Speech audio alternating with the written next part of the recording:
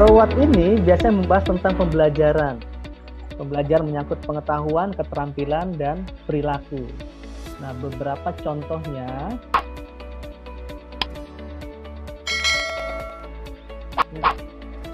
Laptop saya apa? Bisa. Oke, langsung.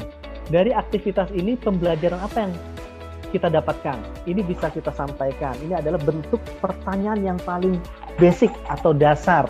Dari aktivitas tadi, pembelajaran apa yang kita dapatkan? Atau pengetahuan apa yang Anda pelajari? Atau dari permainan tadi, nilai-nilai apa yang kita pelajari? Atau keterampilan apa yang kita dapatkan? Ini adalah pertanyaan so what yang paling dasar, karena tidak berdasarkan fakta atau tidak mendalami. Insight apa yang Anda dapatkan? Apa makna permainan kegiatan tadi? Nilai-nilai apa yang bisa kita pahami? Itu pertanyaan paling dasar. Kita bisa melanjutkan pertanyaan yang sedikit lebih dalam lagi. Nah, karena so what ini berisi tentang pemahaman dari pengetahuan, keterampilan, ataupun perilaku, kita bisa membahas tentang definisi. Ketika mereka sudah menyampaikan tentang pembelajaran, sementara goals kita kepemimpinan, kita angkat tentang kepemimpinan, akhirnya kita bisa mencari, menurut Anda, apa definisi dari kepemimpinan? Jawablah 1 orang, jawablah 2 orang, 3 orang, itu kita bahas. Idealnya, kemampuan apa yang perlu dimiliki oleh seorang leader, itu bisa kita angkat. Kita dalami tentang kepemimpinan. Apa dampaknya apabila seorang pemimpin tidak tegas, itu bisa masuk lebih dalam lagi. Apa yang terjadi jika seorang leader tidak berani mengambil keputusan, itu bisa kita sampaikan. Apa yang terjadi jika pemimpin tidak mampu mengelola anggota tim, itu juga bisa. Nah, ini baru dari satu sesi kepemimpinan. Kalau memang itu tujuannya komunikasi, ya kita bisa tanya ke mereka, oke, menurut teman-teman komunikasi itu apa sih?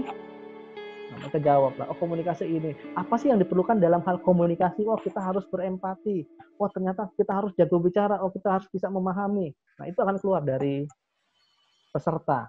Dan kita bisa semuanya itu menyesuaikan dari apa yang jadi tujuan dari masing-masing permainan atau masing-masing sesi kegiatan.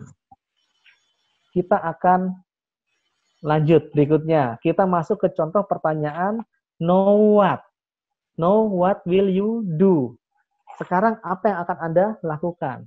Pertanyaan know what ini pertanyaan transfer learning atau transfer point. Dia menghubungkan aktivitas yang kita lakukan saat ini dengan kegiatan sehari-hari atau di dunia kerja.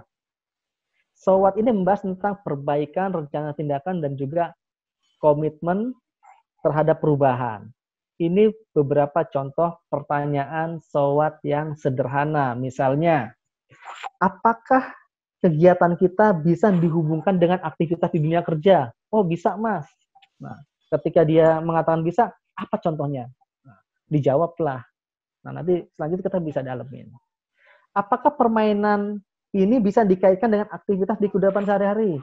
Bisa, Mas. Apa contohnya? Nah, menurut Anda apa contohnya? Nah, itu bisa kita gali dari beberapa orang, kita angkat, kita perdalam. Itu contoh yang paling sederhana. Kita bisa melanjutkan. Kalau memang tujuannya kepemimpinan, apakah aktivitas ini dapat dihubungkan dengan kepemimpinan di tempat kerja? Nah, ini lebih spesifik lagi. Ternyata memang goals-nya kepemimpinan. Apa yang harus dilakukan agar kita memiliki self capability yang lebih baik? Apa yang bisa kita lakukan agar kita memiliki jiwa kepemimpinan yang lebih besar? Itu bisa kita tanya. Apa yang akan Anda lakukan untuk dapat berkontribusi terhadap anggota tim di lingkungan kerja Anda? Berarti udah langsung ke transfer ke dunia kerja. Saya harus mengembangkan anggota tim, Mas. Saya harus menumbuhkan mereka, Mas. Itu akan banyak nanti. Nah, lalu setelah itu kita bisa bikin rencana tindakan dan bangun komitmen. Kalau sudah kita bahas sampai mendalam, apakah Anda siap untuk meningkatkan kapasitas diri dan berkontribusi terhadap peningkatan kemampuan anggota tim? Siap. Yakin? Kapan mulai dilakukan? Setelah kembali, Mas. Dari sekarang. Udah. Itu udah merupakan bentuk dari komitmen atau rencana tindakan yang sederhana. Itu contoh dari aktivitas know what. Oke. Baik, teman-teman. Sampai sini ada yang mau ditanyakan atau ada yang mau di-share? Silakan. Oh, ada Mas Abdul Salim. Boleh mikrofonnya di mute, silakan. Atau Pak Yoyo tadi ada mau bertanya? Izin Mas, boleh bertanya? Silakan. Baik, eh gini, kadang pas kita bawakan sebuah aktivitas ya, Hmm. tidak sedikit dari peserta atau kelompok itu antusias banget dengan kompetisi gitu. Ya. Karena mereka ingin menunjukkan eksistensi kelompoknya bahwa mereka yang Hmm. terbaik. Nah, akhirnya ini juga bisa kebawa pada saat kita debrief. Mereka Ya. kejebak pada resultnya saja, Iya. tapi mereka bahkan justru mengabaikan fakta. Artinya Hmm. begini, pada saat kita mau nanya bahwa siapa tadi yang kira-kira sukses atau gagal, Hmm. jarang mereka mengakuin kegagalan gitu. Karena Betul. tadi mereka nggak mau gengsi kalah gitu dengan tim lain. Bahkan mereka minta mencari justifikasi, oh itu menang gara-garanya begini katanya gitu. Atau Oke. mereka bilang, oh iya kami kalah karena kami jumlahnya lebih kurang daripada yang di kelompok lain gitu. Oke. Nah, pada dalam sebuah pembelajaran seperti ini kita enak banget pada saat kita menemukan dua kasus berbeda, Hmm. kasus gagal dan kasus berhasil gitu, sehingga kita bisa angkat dua-duanya sebagai learning. Ya. Kira-kira gimana Mas untuk bisa pada saat debrief mereka itu tidak kejebak pada result tapi masuk kepada nilai pembelajarannya gitu. Kita bisa, mereka akhirnya bisa floor, oh iya saya itu memang gagal seperti ini gitu. Gitu mungkin. Oke. Oke. Oke. Makasih Om Camang pertanyaannya. Menarik nih karena ini banyak terjadi. Bahkan saya pernah mengalami hal ini. Jadi ini memang dilema antara kompetisi dengan konten atau isi yang mau disampaikan. Kadang-kadang bahkan ketika kita mau debriefing karena udah di awal panitia udah mengasih tahu, oke baik teman-teman nanti pemenangnya akan mendapatkan hadiah, misalnya contoh iPhone, itu pernah terjadi. Wah sampai Umroh Mas, umroh. umroh, nah lebih besar lagi umroh. Mau tidak mau kelompok apapun yang terjadi kita harus menang. Debriefing kalau nggak peduli itu pasti akan terjadi. Itu nggak, debriefing itu kita nggak peduli dulu. Kalau perlu curang pun curang itu terjadi. Nah, ketika itu dilakukan, otomatis nah, mereka kan bertanding gitu, walaupun nggak bertanding secara berbarengan ya, bertanding sendiri, mereka kan berusaha untuk menang. Setelah menang, waktunya atau menang waktu, menang poin atau menangkan hasil, setelah itu menang, di debriefing akan berat karena euforianya itu udah euforia menang. Kecuali memang fasilitar punya kemampuan untuk cooling down dulu, oke, baik. Dan di stop dulu, ya silakan bereforia. Setelah itu ditenangin dulu, baru diangkat. Itu pun kalau waktunya panjang. Kadang-kadang yang fun game sifatnya fun game, waktunya singkat. Setelah itu aktivitas itu nggak kebagian. Apalagi ketika ada pos ya, dari pos 1 ke pos 2, pos 3, pos 4, udah pos 1 berhasil, mau nggak mau, udah mas kita langsung ke pos berikutnya. Mau nggak mau, dilema fasilitator. Nah, memang ada beberapa solusi, salah satunya ya tawaran ke panitia. Nah, gimana kalau misalnya ini tetap kompetisi, tapi kalau memang mereka menginginkan untuk nilai-nilai ya, tapi itu hasilnya itu akan kita umumkan di akhir. Hadiahnya juga akan kita umumkan di akhir, jadi itu jadi surprising kalau kliennya bersedia. Nah, demi untuk mengangkat nilai ya, kecuali memang nggak bisa Pak, ya udah. Mau tidak mau kita kompetisi debriefing seperlunya. Oke, itu gambaran dari saya. Barangkali teman-teman yang lain punya pengalaman, silakan. Boleh ngasih masukan. Atau Mas Camang, silakan boleh sharing atau gimana yang dihadapi. Baik Mas, mungkin lebih saya ingin mencoba Hmm. bertanya balik ke Mas Hmm. Hendro, apakah ini boleh dilakukan gitu loh? Karena begini, pada saat itu tadi yang potensi yang terjadi, maka biasanya di awal kami mencoba untuk memasang dulu kode-kodenya bahwa kita tidak hanya melihat result gitu, tapi Hmm. kita lebih melihat mengobservasi proses. Di dalam proses Yeah. itu ada keaktifan, koordinasi antar tim, Hmm. ide-ide gagasan, termasuk dari kejujuran gitu. Okay. Sehingga mereka tidak di mindsetnya tidak hanya uh, oh kalau kita beberapa kali menang game kita pasti juara nih. Kalau memang di awal memang disampaikan ada poin-poin gitu. Tapi kalau kita tidak menyampaikan itu, kita hanya mencoba untuk menggali pesan moralnya saja, itu mungkin agak lebih enteng gitu. Tapi untuk lebih gregetnya kadang-kadang panitia internalnya pun memberikan kode seperti itu gitu, Mas. Hmm. Nah, jadi maksud saya apakah boleh di awal mereka itu kita berikan satu rambu-rambu dulu nih gitu. Jadi pada saat nanti di briefingnya agak lebih lebih mudah gitu, Mas. Kira-kira itu. Oke, apakah perlu di awal diberikan rambu agar debriefing lebih mudah? Ya memang perlu, bahkan sangat perlu dan harus itu diberitahu. Kalau enggak berantakan, kalau enggak bubar. Ya memang justru memang rules itu yang harus disampaikan kepada semua peserta. Tapi apakah nanti peserta nerima? Ya udah tergantung di lapangan. Tergantung gimana kita bisa benar-benar fasilitator menyampaikan ke mereka, ini kita akan membahas nilai pembelajaran atau membahas tentang materinya. Terlepas dari itu ya tergantung nanti kondisi di lapangan. Tapi memang perlu diberikan seperti yang disarankan oleh Om Camang. Oke, baik teman-teman. Satu lagi, Mas. Silakan. Ya. Ya, mohon izin teman-teman, saya banyak tanya. Hmm. Mudah-mudahan juga bisa mewakili teman-teman yang lain.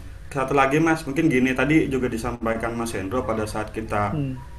mengobservasi, kita coba Ya. mendengar, melihat gitu ya, merasakan pada saat aktivitas mereka. Nah, pada saat misalnya kondisi-kondisi yang menurut kita perlu diangkat, kayak contoh tadi, Bapak kok agak sedikit mengeluh ya tadi ya gitu, atau Hmm. mungkin bahasanya yang lain ya, tapi paling tidak Ya. kita mengangkat hal-hal negatif dari si peserta gitu.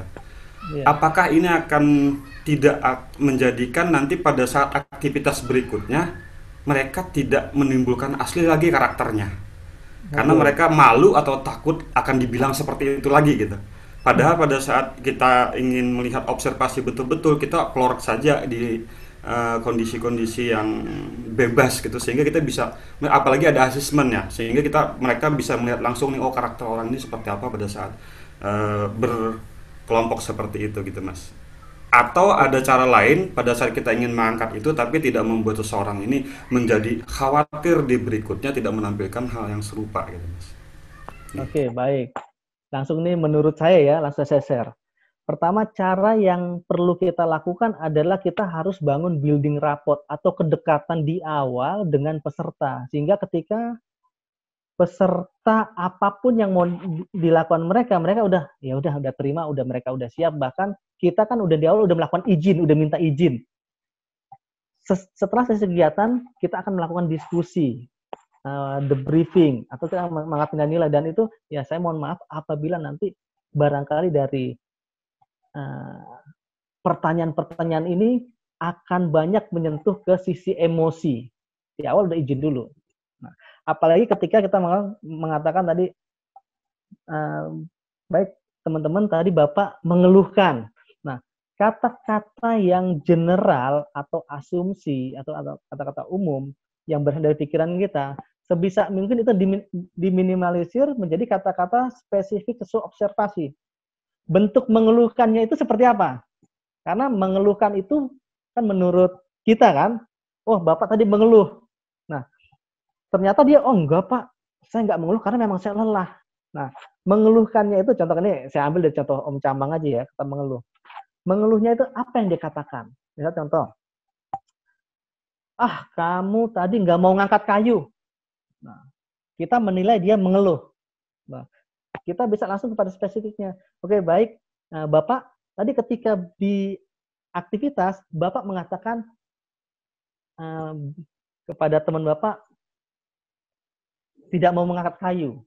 Nah, apa sebenarnya yang Bapak rasakan?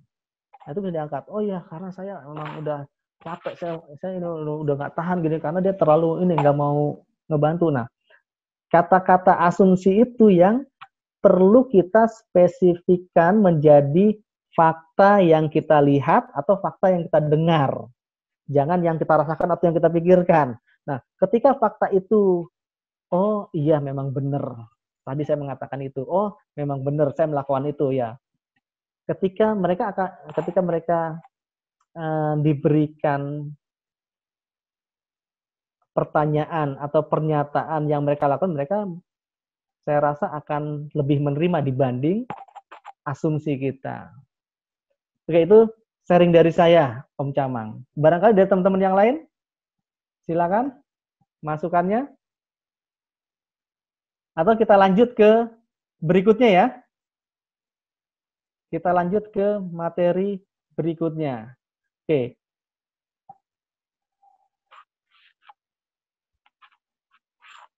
Tadi ini adalah materi tentang know what. Langsung masuk ke berikutnya. Ya, baru terlihat. Nah, agar debriefing menjadi lebih akurat, mendalam, tajam, dan berdampak, yang perlu dilakukan oleh fasilitator adalah observasi secara spesifik, active listening, dan meaningful questioning.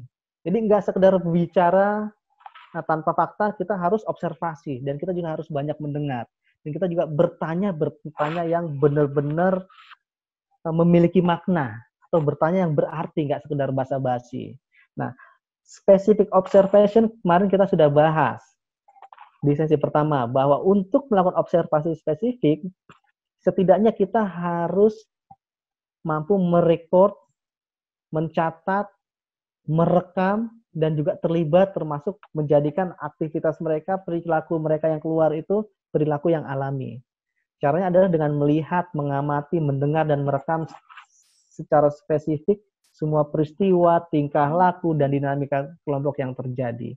Itu yang dilakukan di specific observation.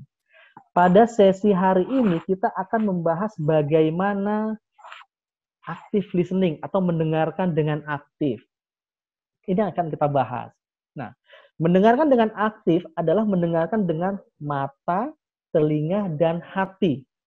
Tanpa berasumsi, tanpa intervensi. Dan kita sebagai fasilitator diharapkan hadir dengan menunjukkan respon dan apresiasi. Nah, prinsipnya apa untuk mendengar aktif? Yang pertama yang harus dilakukan, harus silent, diam, full attention, penuh perhatian, dan memiliki respon yang empati. Nah, active listening merupakan bentuk komunikasi yang mendorong peserta untuk berbicara, mengungkapkan fakta, kejadian, perasaan, ide, dan gagasan secara terbuka, tanpa adanya tekanan. Jadi diharapkan ketika kita mendengar, harapannya adalah fasilitator nggak banyak bicara, tapi peserta yang banyak bicara. Peserta yang banyak mengungkapkan fakta, mengungkapkan kejadian, atau mengungkapkan semua perasaan, ide, gagasan mereka secara terbuka tanpa tekanan. Oke, prinsip yang pertama yang harus dilakukan. Pertama, silent. Jangan terlalu banyak bicara dan tidak melakukan intervensi. Karena semakin fasilitator banyak berbicara, maka akan semakin sepi tanggapan dari siswa. Terkadang banyak peserta yang lebih senang hanya duduk dan mendengarkan saja. Nah, ketika fasilitator bicara, ya mau nggak mau masih diem. Nah, diharapkan dengan silentnya fasilitator menahan diri dari asumsi pribadi dan opini seseorang. Biarkan kita bertanya, kita mendengar, ya sedikit bertanya, banyak mendengar, ya hanya memfasilitasi mereka untuk berbicara atau menyampaikan pendapat. Yang berikutnya adalah mendengarkan dengan aktif adalah full attention, memberikan perhatian secara penuh, mendengarkan dengan telinga, mata, dan hati. Nah, untuk melakukan ini, perhatikan emosi peserta, ekspresi, reaksi yang terjadi selama proses diskusi berlangsung. Benar-benar mata dimainkan, telinga dipasang, dijaga apa yang mereka sampaikan, kita perhatikan. Nah, selama mendengarkan diskusi kelompok, lihat sekeliling Anda bagaimana sikap, tingkah laku, dan reaksi peserta lainnya. Amati secara mendalam dan coba angkat isu yang timbul. Itu adalah bentuk full attention, kita benar-benar hadir untuk mereka. Nah, selain tadi listen, full attention, satu lagi adalah mendengarkan dengan aktif. Kita harus mampu memberikan respon, nggak hanya sekedar duduk, diam, dengar, tapi ya merespon. Merespon dengan empati. Merespon dengan melibatkan seluruh panca indera, jadi nggak hanya telinga. Mendengarkan dengan aktif ya dengan mata, telinga, ya dengan gerak, ya termasuk kontak mata, isyaratnya ketika orang bicara berarti oke, ya, anggukan kepala, libatkan ekspresi ketertarikan, ekspresi wajah, gestur, Ya termasuk melakukan pengulangan atau paraphrasing, ada yang bilang linguistic matching, termasuk semantic space. Semantic space itu adalah menempatkan makna, atau contoh gini, ketika saya mengatakan, wah sekarang ajan ya, ajan kalau di Berau itu ajan. Dan kalau misalnya ajan ya berarti harus berhenti ngomong, ajan. Nah, berarti saya menunjuk ke atas nih. Nah, oke. Semantic space, kita space itu kan ruang, semantik makna. Kita menangkap makna yang dia sampaikan. Atau, berarti, saatnya ajan Pak Hendro ya, ajan. Berarti kan sama nih gerakannya. Menyamakan gerakan, menyamakan makna. Nah, itu yang bisa kita sampaikan kepada mereka. Oke, lanjut. Nah, empathic respon itu mendengarkan dan merespon dengan melibatkan seluruh panca indera. Fasilitator memberikan perhatian secara tulus, intens terhadap peserta melalui kontak mata, dan seluruh panca indera setelah hadir sepenuhnya. Nah, nggak cuman itu, kita harus mendorong peserta atau mensupport peserta dengan mata, senyuman, atau not itu anggukan, ya, oke, paraphrasing, dan juga gerak tangan, sehingga mereka, saya diperhatikan ya, wah, saya diberikan apresiasi ya. Mereka dengerin, jangan sampai fasilitator asik ngobrol atau merhatikan yang lain, atau nanya tapi tidak memperhatikan, akhirnya peserta merasa diabaikan.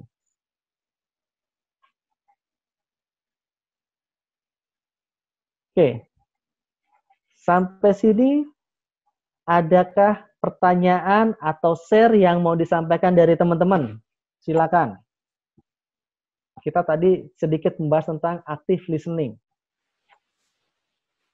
Kalau saya ngomong sendiri nggak enak nih pada Mas Hendro. Ganggu. Ya. Jadi gini, misalkan apakah misalkan saja ya kita melakukan kegiatan develop misalkan gitu ya. Ada nggak misalkan jumlah perbandingan antara aktivitas dengan the gap ini berapa banyak gitu loh. Jadi misalkan taruhlah durasi kita 1 jam. Aktivitas kita mungkin kalau dihitung apakah 50-50 gitu, 30 menit aktivitas, 30 menit debrief. Atau misalkan debriefnya hanya dikasih waktu 15 menit misalkan, atau seperti apa? Berdasarkan pengalaman Mas Hendro, seperti apa? Sehingga kan punya banyak tadi kan kita mengamati apa segala macam gitu. Mungkin itu Mas. Oke, baik. Om Onyeng. Kalau sudah pada tahapan develop atau pengembangan karyawan, aktivitas debriefing itu akan lebih banyak. Minimal itu porsinya adalah 50-50. Dan juga waktunya setidaknya paling sedikit 2 hari. Nggak mungkin lagi 1 hari atau setengah hari. Itu udah nggak mungkin lagi. Karena udah benar-benar itu lebih mendalam. Dan kita tidak memberikan banyak permainan, tapi banyak insight atau makna atau pembelajaran kepada mereka. Mungkin satu permainan itu bisa jadi 2 jam atau 3 jam hanya ngebahas satu permainan. Gitu. Karena kan ketika debriefing, udah development, observasi udah kuat, active listening udah kuat, mengangkat pun, bertanya pun udah kuat, bahkan sampai kita menyampaikan materi, sampai berbicara tentang perubahan perilaku secara mendalam, itu nggak cukup setengah jam. Kecuali hanya sekedar namanya development, debriefing, selesai. Observasi, apapun ya harus benar-benar lebih spesifik. Nah, bobotnya setidaknya 50-50. Kalau nggak salah, kalau menurut di teorinya Simon Pris itu, development udah 50-50 development. Atau bahkan 60-40 kalau udah ke development. Kalau terapi, sudah 75 itu debriefing, atau 75 itu udah pemaknaan, aktivitasnya 25%.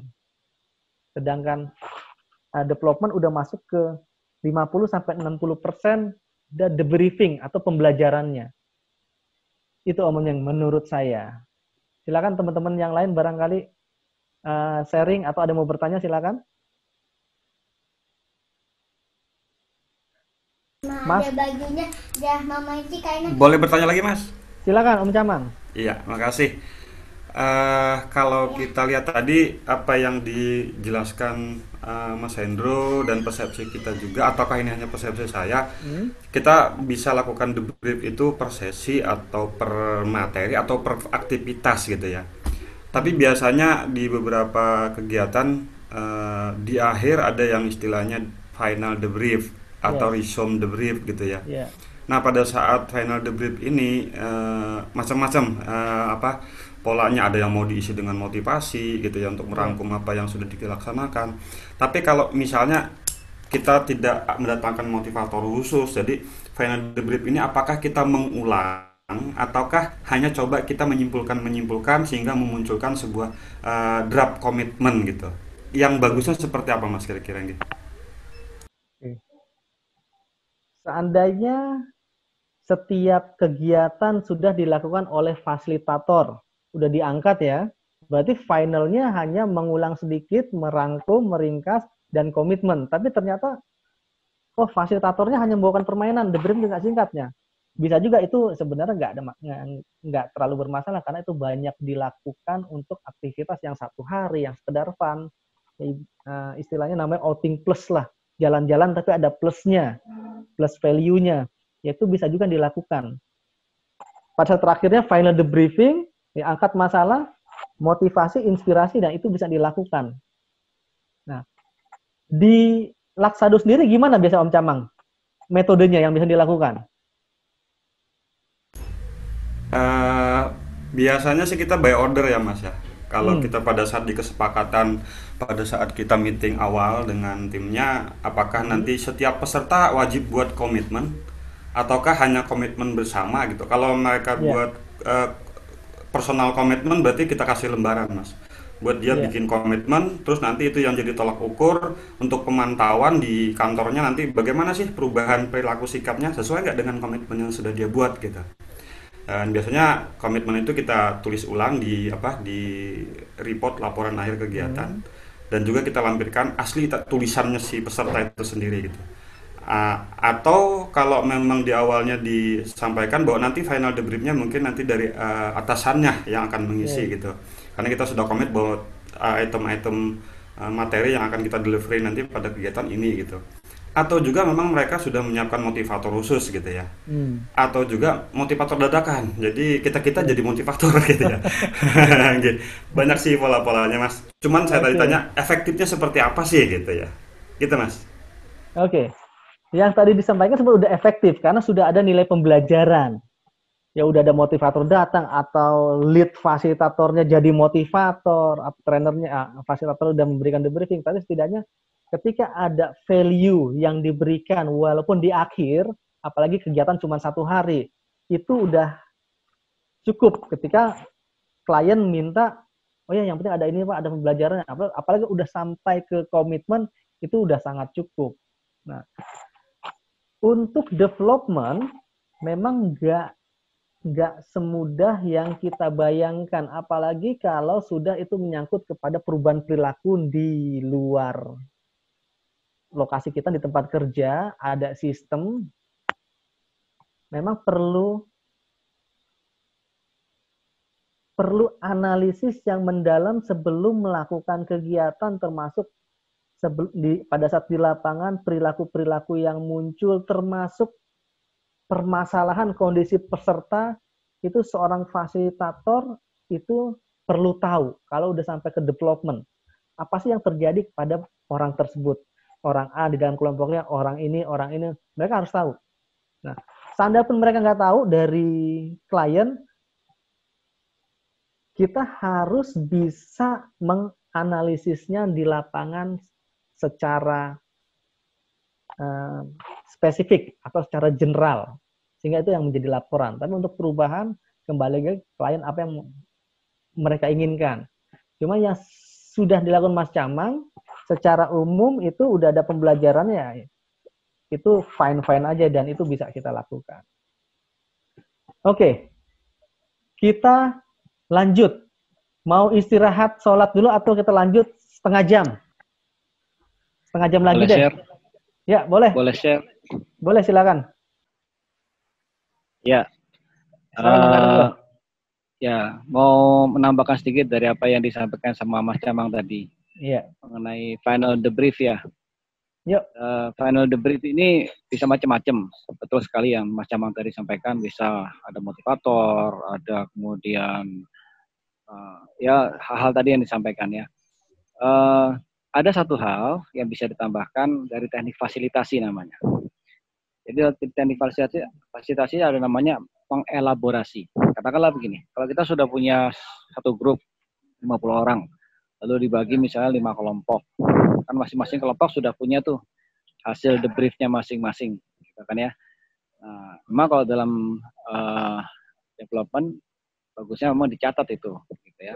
Biasanya kalau saya atau kami memandu program development, biasanya debriefnya sudah pakai flip chart. Jadi dicatat oleh fasilitatornya, gitu ya. Nah, kemudian dikumpulkan tuh atau ada evidence-nya, ada buktinya bahwa oke, sudah ada hasil dari debrief dari kelompok masing-masing. Nah, kemudian final debriefnya apa? Nah, fasilitator tidak lagi menggali, tapi kemudian membawa peserta mengelaborasi. Jadi mereka saling mengisi satu sama lain. Dari 5 kelompok tadi, gimana hasilnya masing-masing? Apa yang bisa menjadi satu kesepakatan dari mereka ya, tentang pembelajaran tadi? Itu bisa, namanya teknik elaborasi. Jadi dalam teknik fasilitasi ada namanya elaborasi. Jadi mengumpulkan kembali atau menggabungkan kembali hal-hal yang sudah terjadi. Sekali lagi, kalau memang ini murni fasilitasi, maka fasilitator nggak boleh ngasih komentar, misalnya gitu ya. Bagusnya begini, biarkan mereka. Ya kita hanya memfasilitasi saja terjadinya diskusi, sehingga kemudian mereka mengambil kesimpulan, oke, pembelajaran dari kegiatan kita kali ini adalah apa, gitu, berdasarkan dari hasil debrief dari kelompok mereka masing-masing. Itu salah satu tambahan aja, namanya elaborasi. Itu Mas Camang, tambahan dari saya. Oke, siap, makasih Bapak. Oke, makasih Mas Kartiko, ada tambahan, elaborasi. Oke teman-teman, di Banjarbaru asar ya? Kita mau break dulu atau gimana? Ya, asal, tapi ini kan waktu kita tinggal beberapa menit, Mas Hen. Kalau saya mungkin gini aja, kita selesaikan dulu sebentar. Soalnya nanti biasalah, kalau sudah kita ini break, takutnya teman-teman malah nggak bisa masuk lagi atau seperti apa gitu. Jadi maksud saya biar aja dulu kita selesaikan sebentar. Habis itu mungkin kalau memang kita tutup. Nah nanti kalau teman-teman masih mau diskusi, roomnya masih saya buka gitu. Oke. Gimana teman-teman? Oke ya. Kita selesaikan dulu sebentar.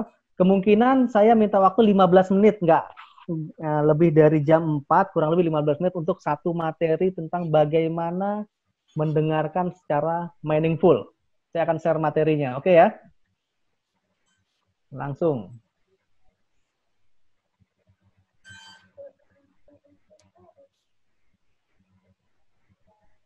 Oke, materi yang ketiga adalah bagaimana bagaimana bertanya secara meaningful atau meaningful questioning.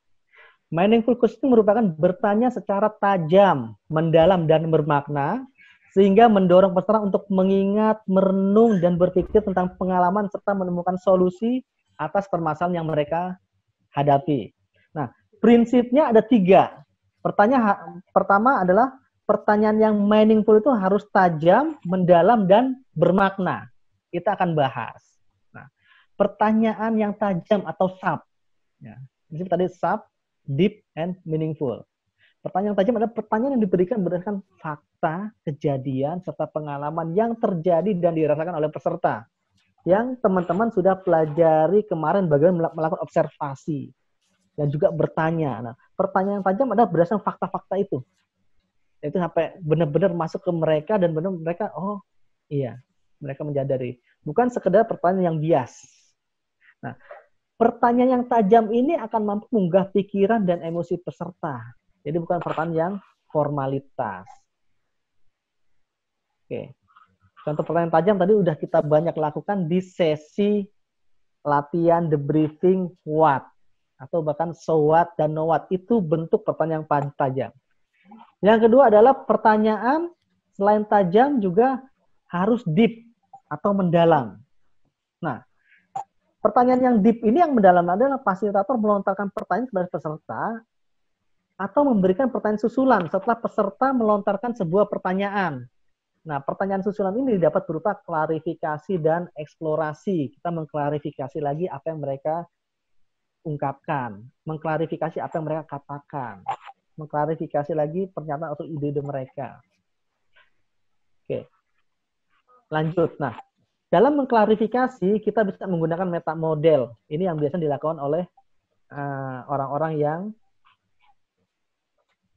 ahli di NLP. Nah, meta model adalah kepiawaian dalam melontarkan pertanyaan kepada peserta atau memberikan komentar dan pertanyaan susulan kepada peserta setelah peserta melontarkan sebuah pertanyaan. Nah, tujuannya untuk mendapatkan informasi yang lebih spesifik dan mengklarifikasi pemahaman yang lebih baik. Komentar apapun pertanyaan susulan ini dapat membuat peserta memiliki wawasan yang lebih luas dan menemukan berbagai hal yang mungkin sebelum mereka nggak sadari. Jadi ini adalah pertanyaan susulan, pertanyaan yang lebih mendalam, membuat dia berpikir tanpa disadari, nggak sekedar berbicara. Nah, contoh gini. Nah, ini secara alamiah manusia kan cenderung melakukan 3 hal dalam berpikir. Pertama adalah deletion, generalization, dan distortion.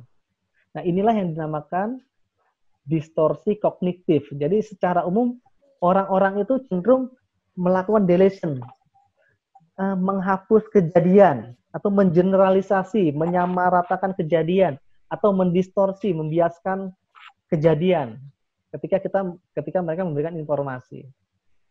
Contoh, misalnya ada seorang yang mengungkapkan, semua orang mengatakan saya jelek. Ada yang curhat atau ngeluh. Semua orang mengatakan saya jelek. Nah, itu kan udah suatu bentuk informasi, pernyataan yang keluar dari pikiran mereka. Berarti dia berpikir semua orang mengatakan saya jelek. Nah, ada kata-kata yang krusial. Apa kata-katanya? Semua orang. Tuh. Misalnya, taruh dia perempuan mengatakan seperti itu. Semua orang mengatakan saya jelek. Pertanyaan ini yang perlu pernyataan ini yang perlu kita klarifikasi, karena kalau misalnya kita klarifikasi berbahaya.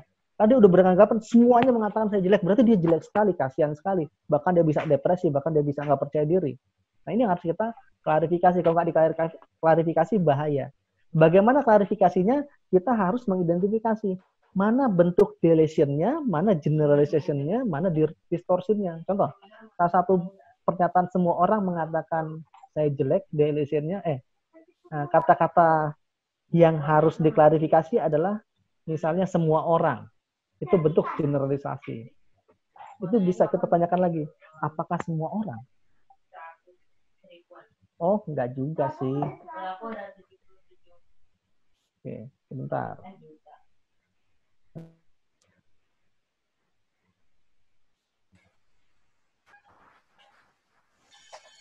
Iya. Mas Hendro mungkin lagi ada diskusi sebentar ya. Oke.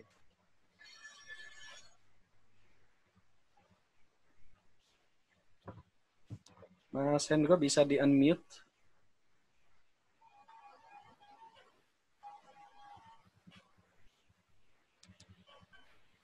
Di-unmute dulu, Mas.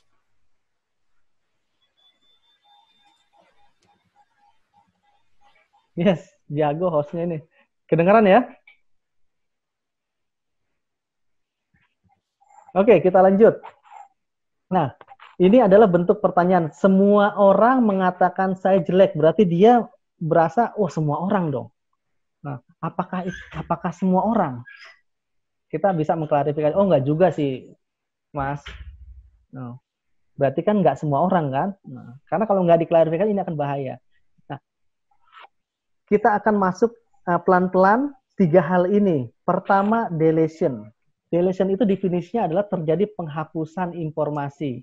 Informasi yang diucap tidak lengkap untuk pelaku, nama tempat, atau benda karena menganggap orang lain telah mengetahui maksud dari kalimat yang diungkap. Contoh, misalnya, dia tidak memahami saya. Itu pernyataan. Berarti pertanyaannya, berarti ada yang dihapus dia. Dia itu siapa? Nah, berarti kita perlu menanyakan, siapa yang tidak memahami Anda? Oh, pimpinan saya, bos saya. Lalu kita bisa mengklarifikasi lagi. Memahami apa? Nah, itu bentuk dari pertanyaan susulan. Lanjut, distortion. Distortion itu terjadi pembiasan. Apa yang disampaikan berpotensi menciptakan makna tersendiri, meski kenyataan tidak begitu. Contoh, Anda tidak menyukai saya. Nah, ketika ada pernyataan seperti itu, kita bisa bertanya karena bias. Nah, menyukai kok tidak menyukai. Nah, kita bisa tanya ke orang tersebut, apa yang membuat Anda mengatakan saya tidak menyukai Anda? Itu adalah bentuk pertanyaan distortion. Lalu generalization, menyamaratakan, seolah-olah semua orang berlaku sama, seolah-olah satu hal berlaku untuk berbagai atau berlaku untuk semua dan hal lain. Misalnya, semua orang tahu apa yang saya maksud. Berarti seolah-olah semua orang tuh tahu apa yang dia maksud. Nah, kita bisa nanya, apakah semua orang tahu? Siapa saja? Nah, kita bisa, apa yang Anda maksud? Itu lebih memperdalam pemikiran mereka. Itu dalam bentuk klarifikasi. Selanjutnya kita bisa melakukan eksplorasi. Nah, oke teman-teman, kita latihan ya. Kita latihan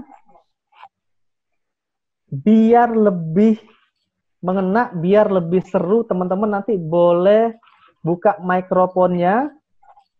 Dari pertanyaan-pertanyaan ini, silakan teman-teman buat pertanyaan susulan dari pernyataan yang ada yang saya tulis ini. Selanjutnya, buat pernyataan susulan kira-kira apa yang akan kita tanyakan ke orang tersebut. Contoh, misalnya ada pernyataan, mereka membuat saya marah. Pertanyaan apa yang mau kita sampaikan ke orang tersebut yang mengatakan itu? Silakan, teman-teman boleh di-unmute mikrofonnya. Mereka membuat saya marah. Silakan, boleh unmute semua. Mereka siapa? Atau Mereka siapa? marah Lagi. yang seperti apa? Marah yang seperti apa? Oke. Apa yang dimarahkan? Apa yang dimarahkan? Oke. Mereka itu marah karena apa? Nah, pertama benar kata Om Camang, mereka siapa? Kata Mbak Yani, marah karena apa? Nah, mereka ini itu kan bias, ada yang dihilangkan. Mereka itu siapa? Nah, kita perlu klarifikasi mereka siapa. Terus ada Mbak Yani, marah itu kan bingung. Marah itu kata umum ya, general. Kita bisa nanya lagi, marah karena apa? Nah, apa yang dia lakukan sehingga Anda marah? Bagaimana kejadiannya? Bagaimana spesifiknya? Nah, itu bisa kita tanyakan lebih lanjut kepada peserta atau kepada orang lain. Lanjut, selanjutnya boleh teman-teman unmute mikrofon, silakan. Pernyataannya, dia lebih baik dari saya. Oke, silakan pertanyaannya. Apa ukuran lebih baiknya? Apa lebih baiknya? Siapa yang lebih baik yang dimaksud? Siapa yang lebih baik yang dimaksud? Nah, dari kata ini berarti ada ini distorsi.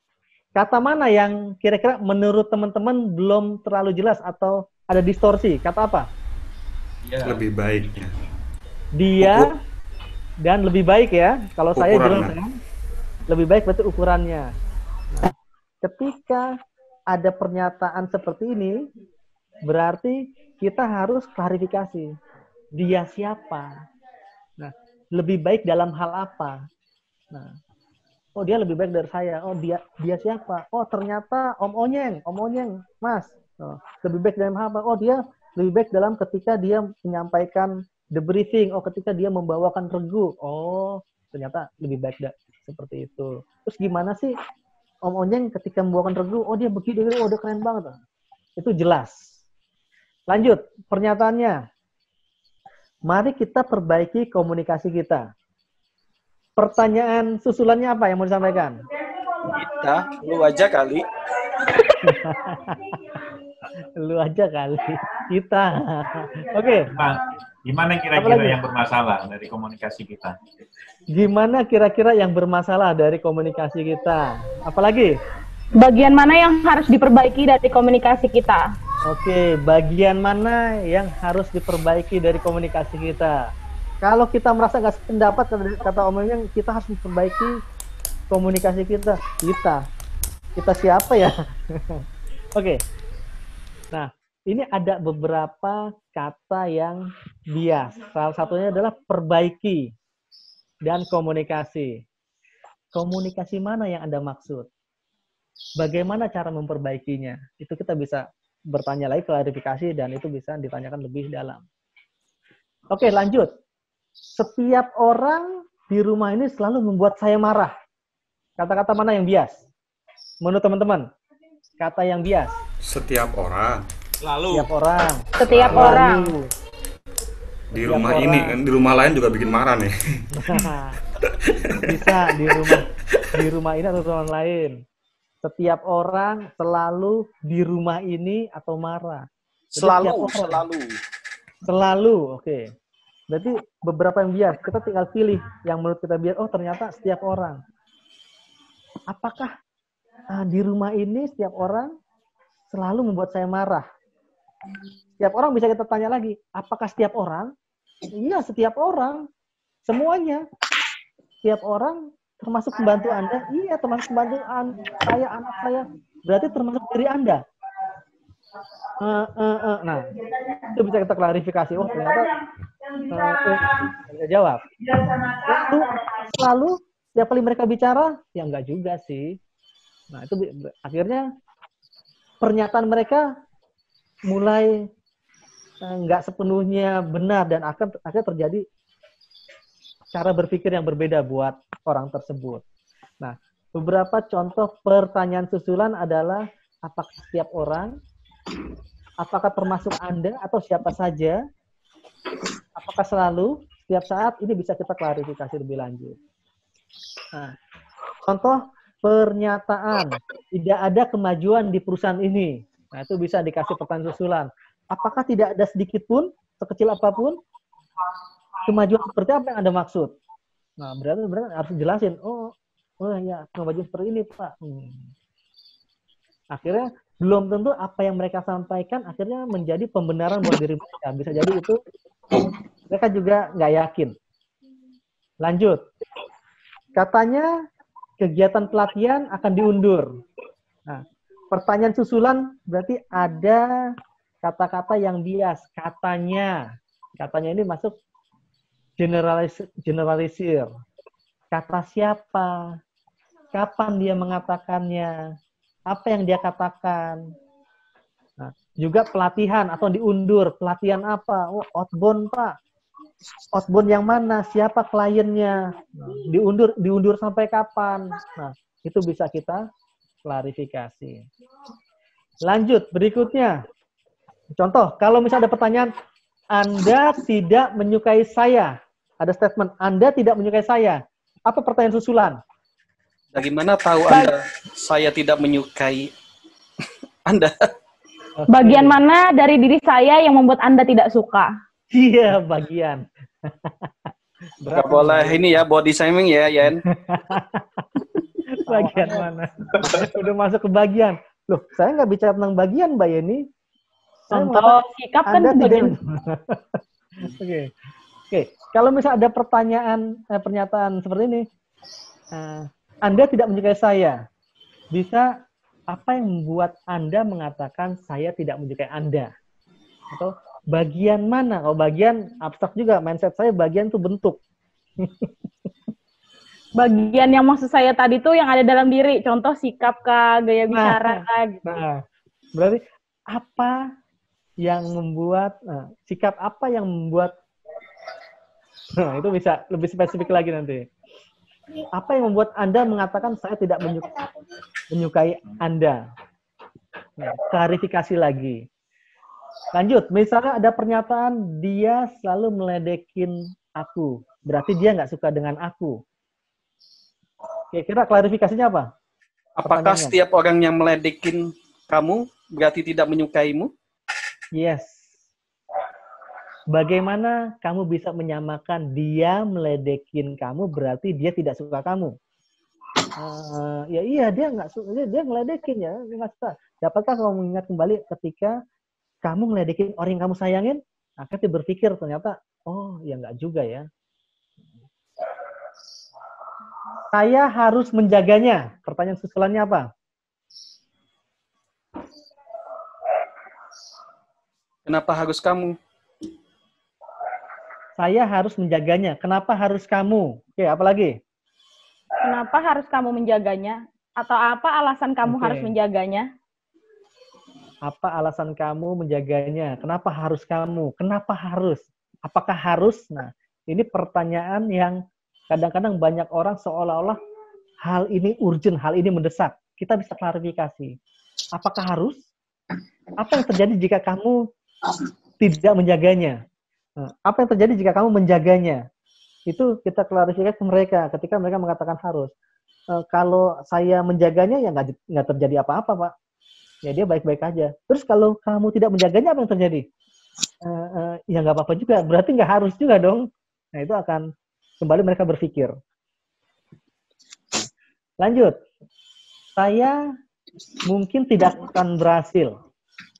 Ada pernyataan saya mungkin nggak akan berhasil. Pertanyaan yang mau disampaikan apa kira-kira? Teman-teman. Oke, kita ini aja ya. Kita coba share langsung. Mas Jaki, kalau ada kata-kata ini, saya mungkin tidak berhasil. Kalau ada pernyataan ini, apa yang mau ditanyakan?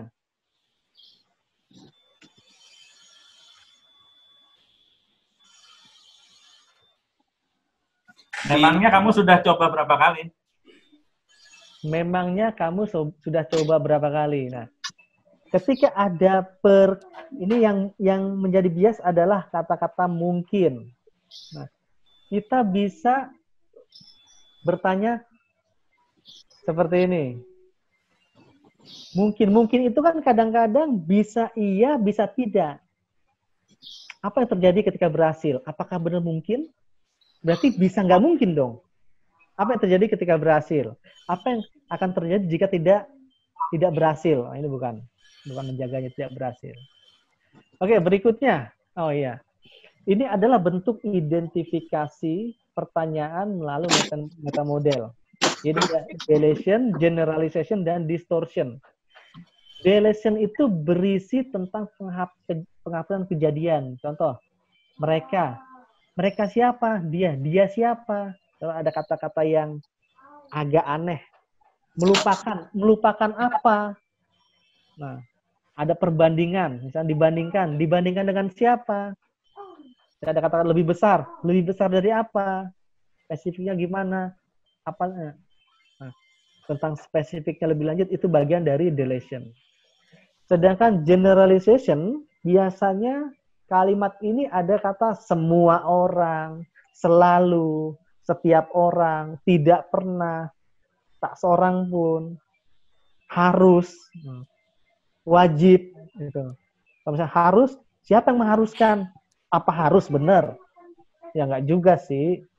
Apa wajib? Apa perlu? Bisa jadi atau bisa jadi, mungkin. Katanya, kan kadang-kadang ada orang mengatakan katanya, berarti katanya itu kan digeneralisasi, kata semua. Seolah-olah informasinya katanya minggu depan PSBB berakhir dan kita bisa bekerja lagi. Katanya. Kata siapa? Siapa yang mengatakan? Oh, Pak Wali Kota. Oh, kapan dia mengatakannya? Kayaknya kemarin deh. Apa yang dikatakan? Nah, itu untuk klasifikasi. Nggak tahu juga, saya coba cari tahu deh. Berarti informasi akhirnya dia sendiri pun berpikir, saya nggak tahu. Nggak jelas, jangan-jangan hoax. Nah, kalau ada katanya, informasinya. Nah, identifikasi kalimat yang distorsi atau bias, biasanya pernyataan sebab akibat. sepertinya. Kita bertanya tentang maksud. Misalnya, apakah begitu? Nah, misal, contoh segar sekali. Hari ini Anda segar sekali. Mereka kan kata segar itu kan segar seolah-olah mandi. Apakah begitu? Nah, apa yang membuat Anda bisa mengatakan segar? Sementara segar itu kan ya benar-benar fresh. Kok dia jauh bisa mengatakan segar melihat seorang? Itu yang bisa kita klarifikasi. Hari ini Anda banyak masalah sepertinya, kata siapa?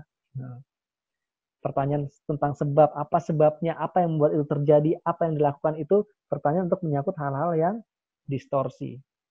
Nah, teknik metamodel ini dengan mengklarifikasi atau menggali berdasarkan deletion, generalization, dan distortion, itu merupakan bentuk pertanyaan yang deep atau mendalam. Dan ini yang perlu dilakukan oleh fasilitator ketika melakukan debriefing, ada kata-kata yang terdelete, terhapuskan, ada kata-kata yang umum atau ada kata-kata yang bias. Mas, kapan kita bisa menanyakan hal itu? Nah, kapan itu otak kita menilai bahwa itu ada yang error, ada yang aneh. Contoh, saya malam ini mau tidur telat. Tidur telat maksudnya apa malam ini? Berarti kan tidur telat.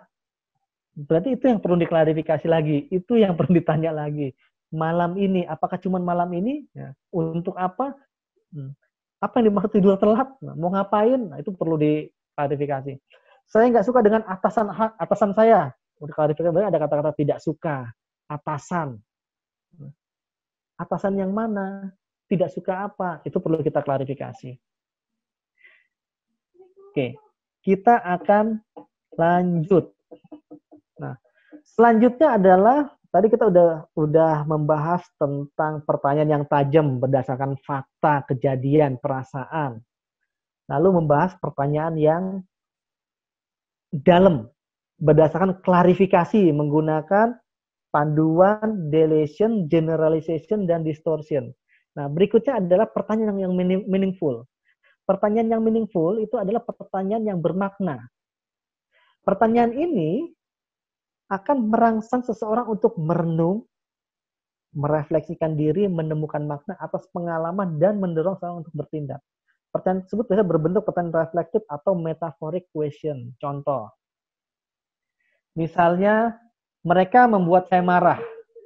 Oke, menurut teman-teman, ngomongnya Siap.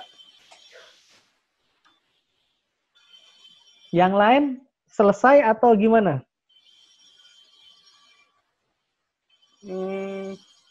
Kayaknya udah over dari 15 menit, Mas. Oke, saya minta pendapat teman-teman. Gimana?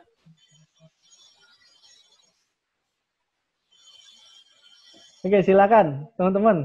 Ini udah lebih dari 15 menit. Apa mau lanjut atau gimana? Atau kita break atau? Lanjut. Pertanyaan atau materi ini? Hah? Pertanyaan atau contoh materi?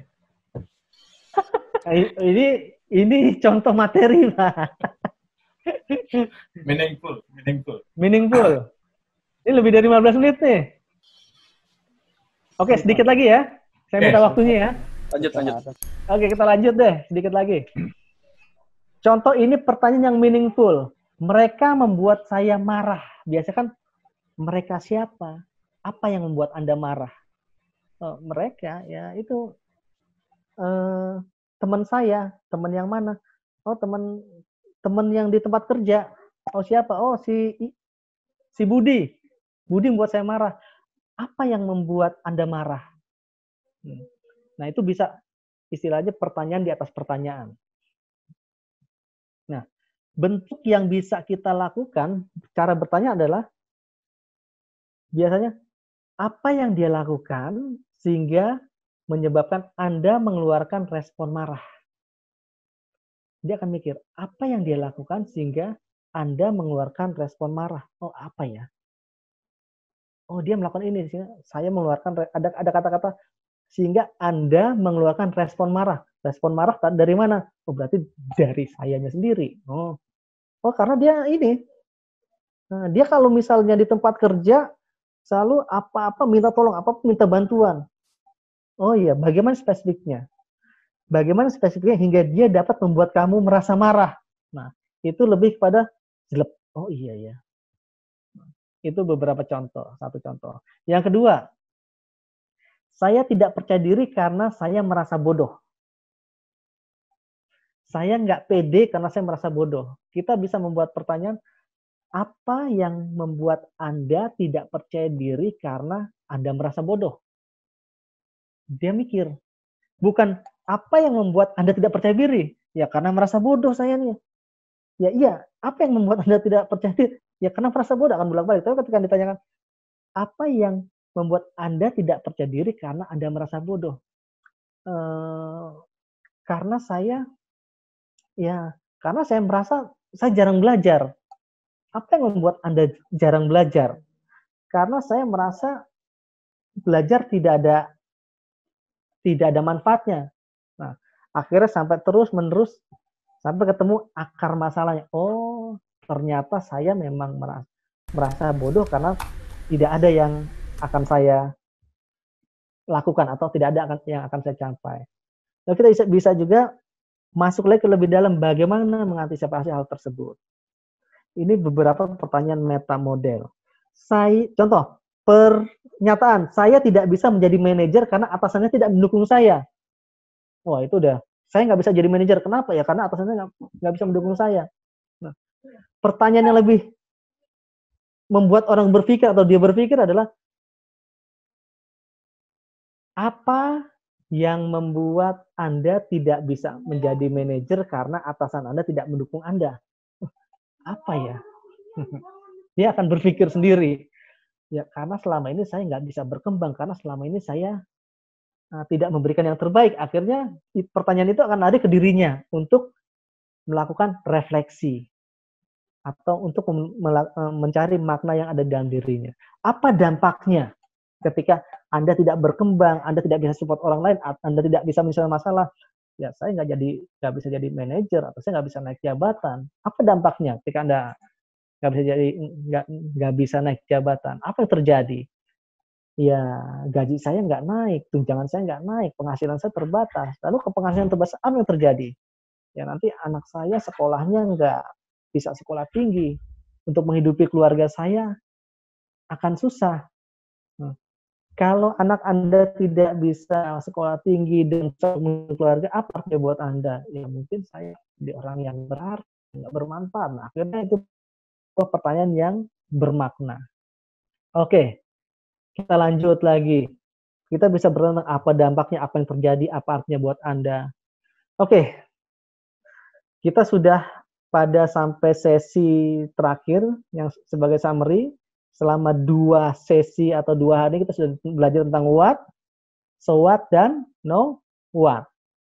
Oke, menurut teman-teman, what itu, silakan mikrofon bisa dibuka, what itu berisi tentang apa saja. What itu ada pertanyaan kepanjangannya, what happened today, apa yang terjadi, yang dibahas apa saja menurut teman-teman. Boleh, silakan unmute.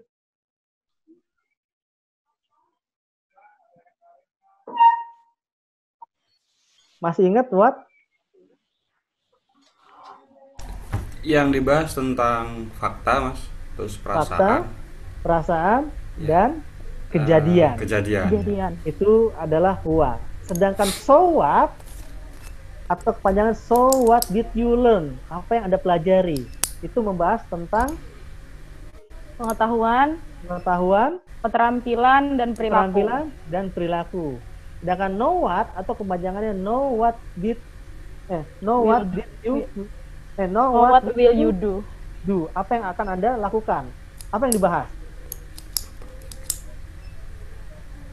Know what ini berisi tentang perbaikan.